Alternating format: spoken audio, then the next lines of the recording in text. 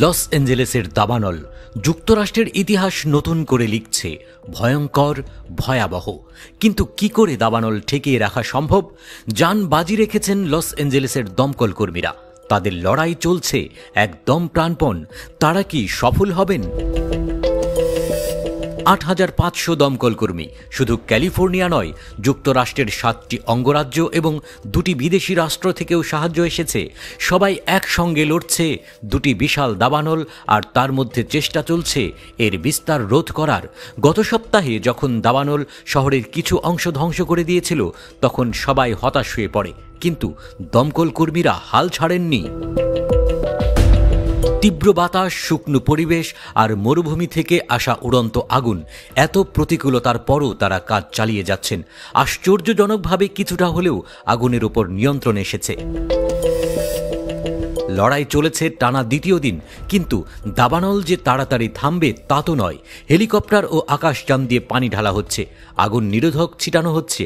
পাহাড়ি এলাকায় যেখানে আগুন ছড়িয়ে পড়ার আশঙ্কা বেশি, সেখানে আবার ২৪ ঘন্টা চলছে লড়াই। কিন্তু বাতাস খুবই তীব্র, কখনো আকাশযানগুলিকে নিচে নামিয়ে রাখতে হচ্ছে। লস অ্যাঞ্জেলেসের পশ্চিম দিকে সবচেয়ে বড় দাবানল প্যালিসেডস আগুন ৯৬ বর্গ কিলোমিটার এলাকা পুড়িয়ে ফেলেছে। তবে দমকল কর্মীরা এই আগুনকে সীমিত রেখেছেন। আগুন নিয়ন্ত্রণ ৩% বাড়িয়ে ১৭% নিয়ে এসেছেন। পূর্ব দিকে ইটন আগুন ৫৭ বর্গ কিলোমিটার এলাকা দখল করে ফেলেছে। তার উপর নিয়ন্ত্রণ ২% বাড়ানো হয়েছে। বর্তমানে ৩৫% আগুন নিয়ন্ত্রণে। কিন্তু এই এত বড় এলাকায় কিভাবে দমকল কর্মীরা অসাধ্য সাধন করলেন? তাদের চেষ্টা অবিশ্বাস্য। শুধু দিনরাত কাজ নয়, তাদের সাহসিকতা, দৃঢ়তা এক মহাকাব্যিক সংগ্রামী বটে। কিন্তু স্যান্টা অ্যানা বাতাসের কারণে পরিস্থিতি আরও খারাপ। গত এপ্রিল থেকে ক্যালিফোর্নিয়ায় তেমন বৃষ্টি পড়েনি।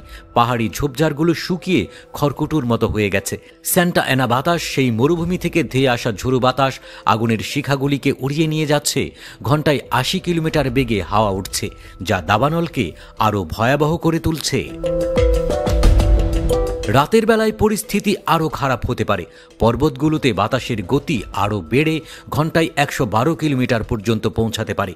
এমন বিপজ্জনক পরিস্থিতিতে আগুন কিভাবে নিয়ন্ত্রণে আনা সম্ভব? গভর্নর গ্যাভিন নিউজম জানিয়েছেন, রাতে ক্যালিফোর্নিয়ার দক্ষিণাঞ্চলে আরও ১১টি নতুন দাবানল শুরু হয়েছিল, কিন্তু দমকল কর্মীরা আগেই প্রস্তুত ছিলেন, সেগুলো দ্রুত নিভিয়ে ফেলেছেন। তবে আরও ৩টি দাবানল এখনও জ্বলছে।